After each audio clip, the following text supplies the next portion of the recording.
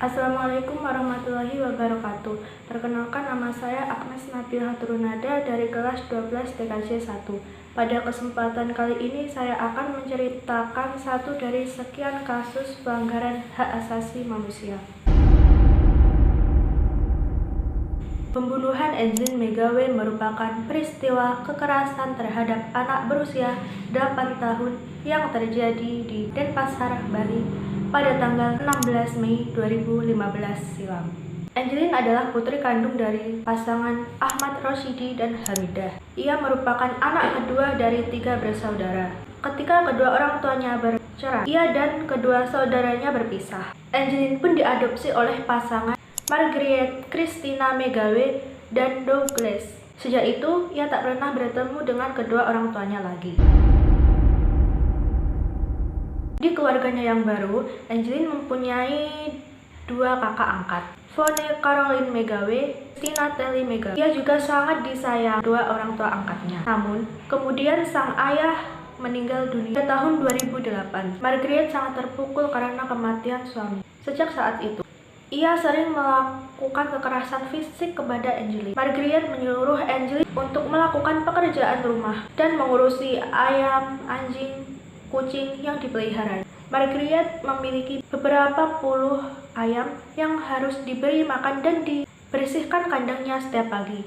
Oleh karena itu, Angelin sering terlambat ke sekolah dan seluruh badannya kotor dan bau ayam. Anak yang dulu ceria kini menjadi pemurung dan tertutup.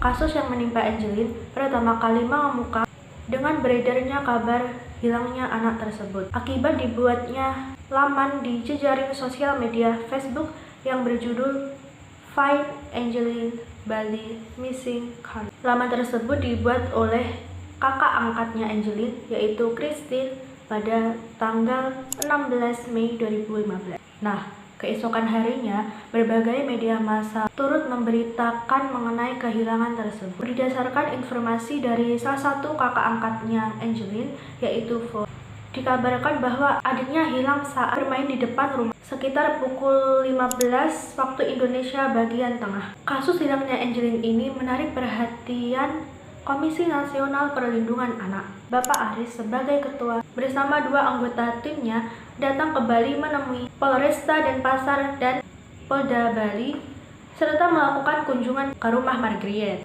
Dari hasil kunjungan, beliau menyimpulkan bahwa rumah Margaret yang dipenuhi kurang lebih 100 ekor ayam itu sangat tidak layak huni.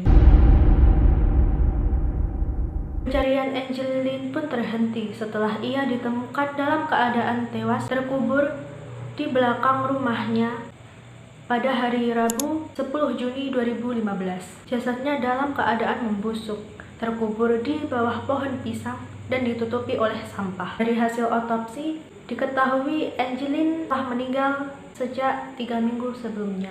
Di tubuh jenazah, ditemukan luka-luka bekas kekerasan, luka memar di wajah, leher, serta anggota gerak atas dan bawah. Di punggung kanan jenazah juga ditemukan luka lilitan dari plastik.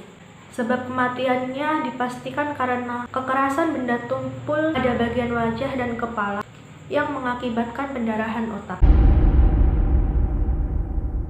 Setelah ditemukannya jasad Angelin pada 10 Juni 2015, polisi pun melakukan pemeriksaan kepada 7 orang, yaitu Margaret, kedua kakak angkatnya, Agustai yang merupakan pembantu, 2 penghuni indekos, dan petugas keamanan yang disewa Margaret untuk menjaga rumah setelah ramainya pemberitaan terkait Angelin. Nah, dari 7 orang yang diperiksa itu, polisi menetapkan Agustai sebagai pelaku tersangka pembunuhan Angelin. Pada tanggal 28 Juni, Margaret ditetapkan sebagai tersangka berdasarkan 3 alat bukti, yaitu pengakuan dari Agustai, bukti kedokteran forensik, dan hasil olah tempat kejadian perkara.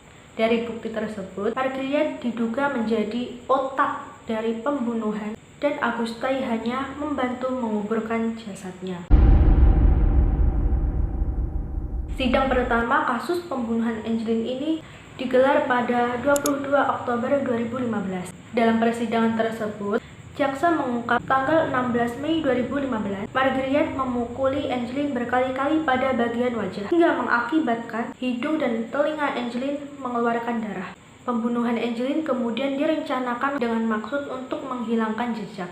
Atas kasus ini, Jaksa penuntut umum menuntut Agustai dengan vonis 12 tahun penjara dan denda 1 miliar rupiah, subsidiar 6 bulan penjara. Pada Selasa 2 Februari 2016, Agustai tidak didakwa sebagai pembunuh, melainkan pembiaran yang menyebabkan meninggalnya Angelin. 2 hari berselang, Margriet dituntut jaksa umum dengan vonis penjara seumur hidup. Pada 29 Februari 2016, hakim mengabulkan tuntutan jaksa dengan menjatuhkan vonis seumur hidup penjara untuk Margriet, dan pada hari yang sama, hakim menjatuhkan vonis 10 tahun penjara untuk Agustai. Ibu kandung Angelin, Hamidah, menyatakan bahwa seharusnya Margriet dihukum mati.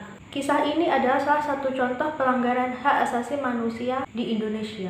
Tindakan ini sering dilakukan karena kurangnya kesadaran akan pentingnya hak asasi manusia. Angelin memiliki hak asasi manusia yang melekat sejak ia lahir, dan Margriet jelas telah melanggar hukum dengan melenyapkan hak asasi manusia anak angkatnya sendiri. Salah satu hukum perundang-undangan yang menjamin hak asasi manusia adalah Undang-Undang Dasar 1945, tertentu pasal 28A sampai 28C. Pasal 28B ayat 2 berisi, setiap anak berhak atas kelangsungan hidup, tumbuh, dan berkembang, serta berhak atas perlindungan dari kekerasan dan diskriminasi. Sekian dari saya, terima kasih. Wassalamualaikum warahmatullahi wabarakatuh.